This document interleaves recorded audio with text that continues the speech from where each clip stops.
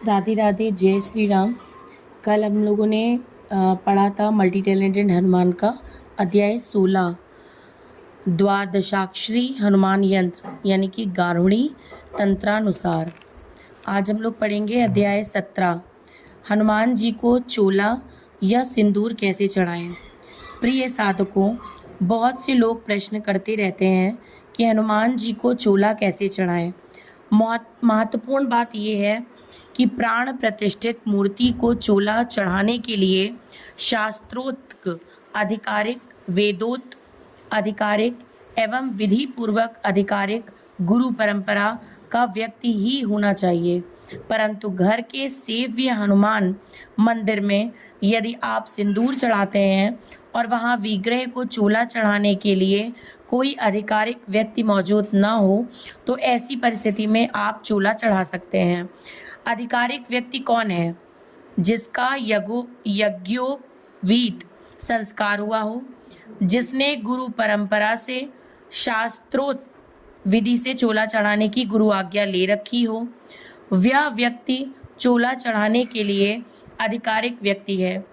अपने सेवा के घर के अथवा जहाँ पर कोई आधिकारिक व्यक्ति नहीं है या गुरु परंपरा का कोई नहीं है, वहाँ पर यदि आप चोला चढ़ाना चाहते हैं तो साधक ध्यान दें, शनिवार अथवा मंगलवार को चोला चढ़ाना चाहिए।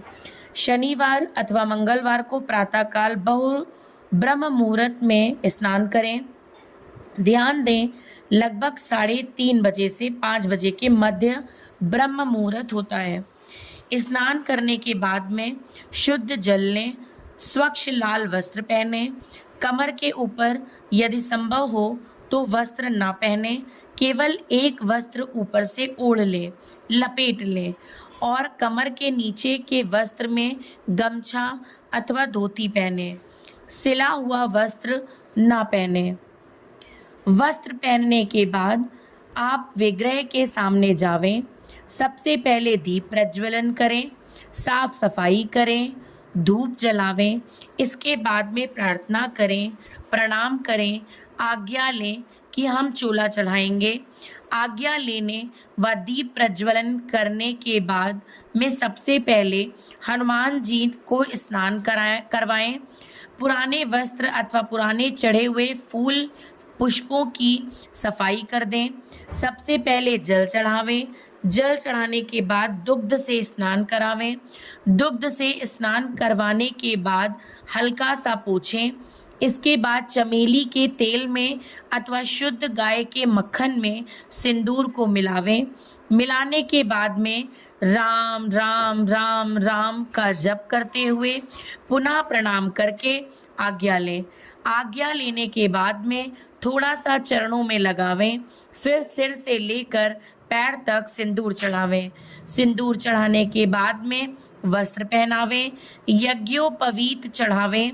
यज्ञोपवीत चढ़ाने के बाद उपवस्त्र पहनावें। उपवस्त्र पहनाने के बाद तिलक लगावें। तिलक लगाने के बाद इत्र लगावें। इत्र लगाने के बाद माला पहनावें। माला पहनाने के बाद में आरती करें। आरती करने के बाद में प्रसाद चढ़ावें। इसके बाद 4 बार जल चढ़ाएं। प्रसाद चढ़ाने के बाद में प्रदक्षिणा करें। राम राम का जप करते हुए प्रार्थना करें। इसके बाद में राम नाम से लिखी हुई माला को चढ़ाने से सभी दोष मुक्त हो जाते हैं। चाहे वो पान के पत्तों की माला हो, आर्क पत्तों की माला हो अथवा कोई भी पत्तों की माला हो, राम नाम से लिखी हुई माला चढ़ाने से सभी दोष दूर हो जाते हैं। इस प्रकार जो भी साधक शनिवार अथवा मंगलवार को हनुमान जी को चोला चढ़ाता है उसके सभी अभीष्ट पूर्ण होते हैं, मनोरथ पूर्ण होते हैं, ऐसा संतों का कहना है और उनका अनुभव है। जय श्री राम, जय बागेश्वर धाम, सन्यासी बाबा की जय, दादा गुरु की जय, बागेश्वर सरकार की जय।